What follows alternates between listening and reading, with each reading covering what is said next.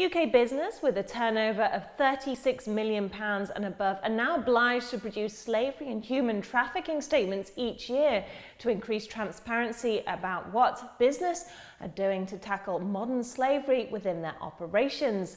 With me down the line is Alex Atzberger, president of Ariba and partner of Made in a Free World. Alex, slavery within the supply chain. One imagines this is rife in manufacturing, but how common is it in other industries? It's actually much more common across a lot of different industries. And some of them you read in the headlines about. Just yesterday, somebody forwarded me an article about chocolate manufacturing companies who actually have in their supply chain child labor in plantations across the world.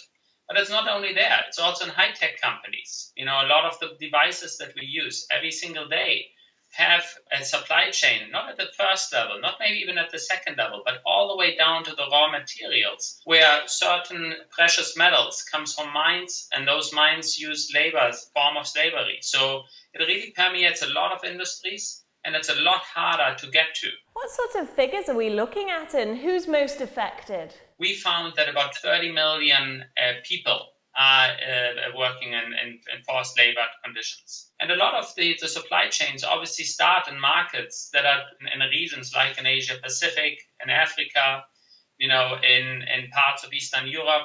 And really, that's where a lot of the supply chains start. Well, how aware would you say Western companies are with this problem? Is it a case of turning a blind eye in the face of greater profits, or are they genuinely shielded from this? Jenny, my view is in the world that there's a question of, you know, are companies, you know, good or evil? Companies actually want to do good, you know, and it's also so important for them to do good because of their end consumer. And at the end of the day, you know, profit goals and actually doing good should actually fully align. A lot of companies we talk to, you know, they want to actually impact their supply chains and do the right thing. But oftentimes there's a lack of awareness. But then at the same time, you know, saying, okay, now that we have an awareness, what do we do about it? So how does slavery in the supply chain work exactly?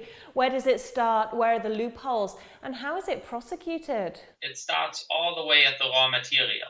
You know? It starts, as I mentioned before, at the plantations, or it starts at the mines. It starts at the cotton manufacturing site, you know, rather than at the actual first-tier supplier. And that's the biggest challenge, first of all. So if you're a company that produces a certain device or a certain garment, you know, you might not be aware where actually the threat for this garment is coming from. So understanding the trade flows and where those trade flows start is the first aspect of this. What's being done about it, or how is it prosecuted?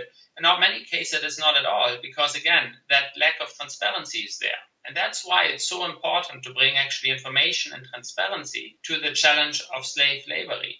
Because only if you know where actually something is coming from and where the supply chain started all the way from the beginning, can you actually do something about it?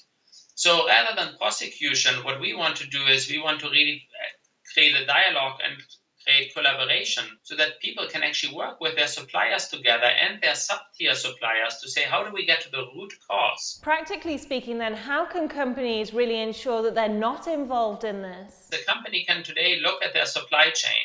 Many companies, by the way, obviously are doing this actively and take a very passionate and active stance in this.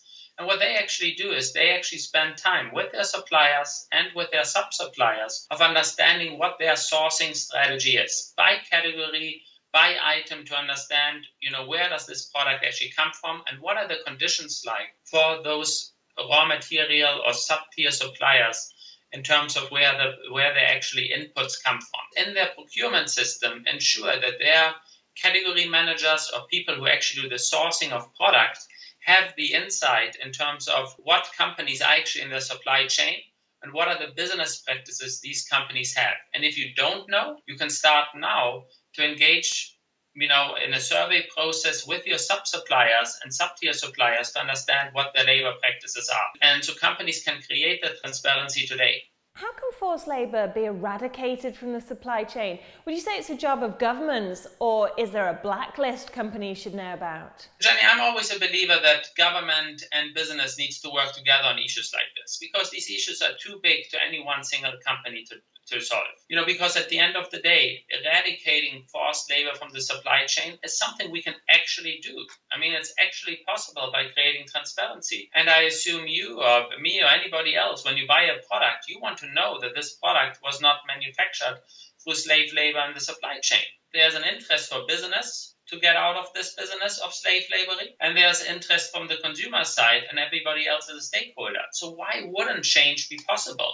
And the beauty is, because of digitization today, because of information being so available everywhere, it's absolutely possible to create that level of transparency in the supply chain that helps companies eradicate it. Recently, Theresa May in the UK said that companies over a 36 million threshold, and I think in the United States it's over 100 million, have to make a statement about what they're doing to prevent slavery in their supply chains.